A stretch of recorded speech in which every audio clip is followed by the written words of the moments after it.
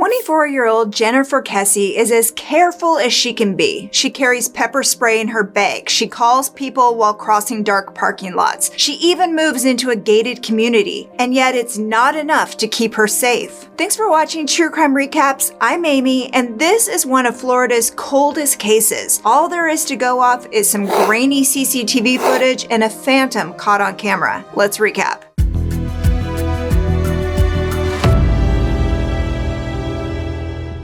On January 24th, 2006, Jennifer Kesse disappeared from her condo in Orlando, Florida. It was like she'd vanished into thin air, like aliens came down and took her. In reality, she was taken by the luckiest person of interest on Earth. People call them the Phantom. It's a young man or a woman believed to be between 5'3" and 5'5". Unfortunately, the camera that caught the image only took photos every 2 to 3 seconds, so that's why you've got those frustrating gaps right where the fence posts are, which, wouldn't you know it, perfectly hides their face every single time. Let's start at the beginning. Jennifer Kesse was on top of the world when she disappeared. She was 24 and she'd just gotten a big promotion at work, and she was in love.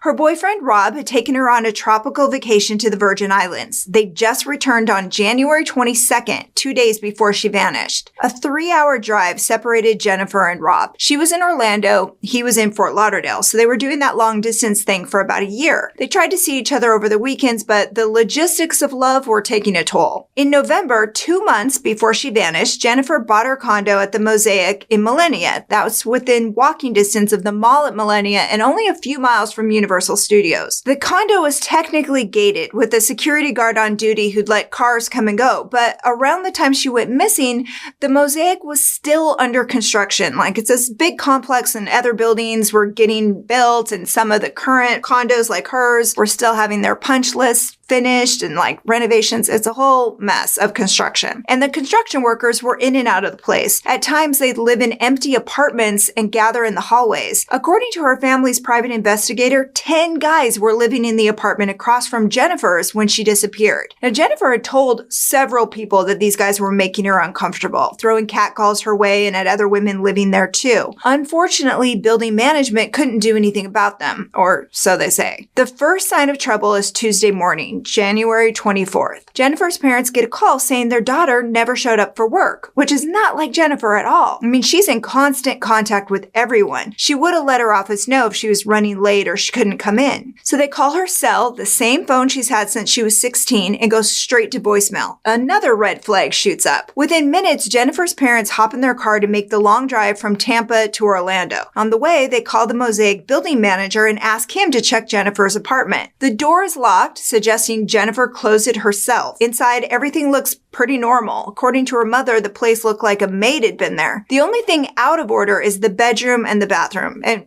that's not even really that out of order because Jennifer's known to keep a messy bathroom. Makeup and hair products took up most of the counter space, and the shower is still wet.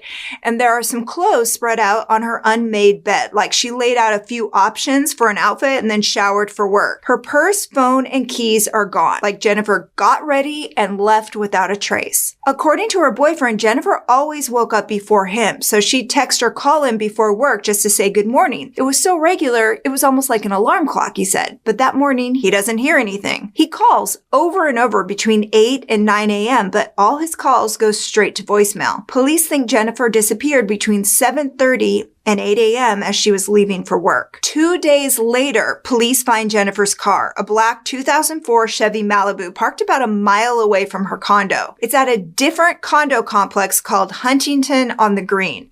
Jennifer's never been there in her life, and according to police, the parking lot has a reputation for turning up stolen cars. A Huntington tenant saw reports about Jennifer's missing car on the news, and coincidentally, it had been sitting outside of their apartment for 2 days. Surveillance footage from the Huntington shows Jennifer's car was dropped off around 1 p.m. on January 24th. Unfortunately, the picture is super grainy. You never see the suspect, although the man driving is obviously not Jennifer. He sits inside for about 30 seconds. Police think he used that time to wipe down the steering wheel and the mirror, removing his fingerprints. Cameras capture him or or her passing by a fence post. After that, the phantom vanishes into thin air. Search dogs followed the scent from her car back to the mosaic, leading many to believe that the phantom went back there. Witnesses at her building saw Jennifer's car that morning swerving out of the parking lot like she was fighting to control it. From there, two things could have happened. Her kidnapper killed her and hid the body, or they transferred her to someone else while he got rid of the car and walked back to the mosaic. That said, there was no real forensic evidence found in the car. DNA came back inconclusive. Her personal effects were gone and there was no blood to be found. There was one thing weird though. They noticed something off, a weird pattern in the dust on her car's hood, like maybe there was some kind of scuffle. But with no real clues to go on, everyone just kind of waited for something to break. 2 years later, the lead detective decides to take a fresh look at all the evidence. So he starts interviewing people who used to live and work at the mosaic. One woman identifies the phantom as a man she knew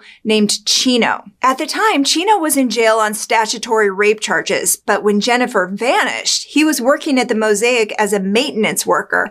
In fact, he'd done work in Jennifer's condo shortly before she left on vacation. He was easy to find, but he swears up and down he had nothing to do with Jennifer going missing. He even passed a lie detector test and to this day sticks to his story that he's innocent. It's also worth noting that Chino is 5'9", and the Orlando PD and the FBI agree that the phantom is shorter than that, somewhere between 5'3" and 5'5". So the investigation stalled again. The Chino angle didn't pan out, the lead detective was reassigned, and Jennifer's case was stuck in the mud. In 2016, 10 years after she vanished, Jennifer Kesse was declared dead by the state of Florida, and her father was there when the judge banged the gavel. It was the hardest thing he'd ever done in his life. Can you imagine? But 2 years later, he and his wife decided to take matters into their own hands. In 2018, Jennifer's family sued the Orlando Police Department for Jennifer's files. They won and were handed about 16,000 pages of documents, along with hours of video and audio recordings.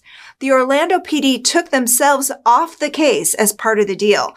As of 2022, it was handed over to the Florida Department of Law Enforcement, but mostly it's Jennifer's folks and their private eye that are pretty much leading the charge these days, along with a tight-knit crew of friends and family just trying to keep that search alive. They're all holding on to hope that someday someone's going to come forward with some real information about this phantom who may or may not have taken their girl.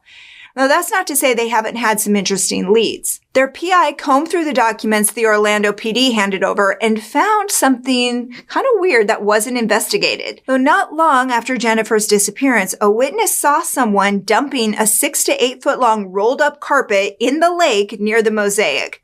Come on, there's only one reason why you dump a rolled up carpet in a lake. But what's even more interesting is that the workers in the apartment across from Jennifer's were laying carpet the day she went missing.